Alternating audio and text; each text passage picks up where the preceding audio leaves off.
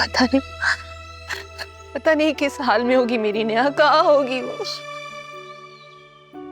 ठीक आ जाएगी वो, आप रोना तो बंद करें। वो बहुत मासूम है, बहुत भोली है वो। ये दुनिया, ये जमाना बहुत खराब है। पता नहीं नुमान उसके साथ क्या करेगा। अगर उसने उसके साथ। भी कुछ नहीं होगा हमारी नेहा को।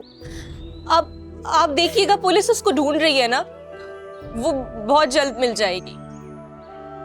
24 घंटे से पहले कोई कुछ नहीं करेगा, कुछ नहीं करेगा। लेकिन अगर 24 घंटे से पहले उसके साथ अगर कुछ हो गया। भाभी क्या हो गया है आपको?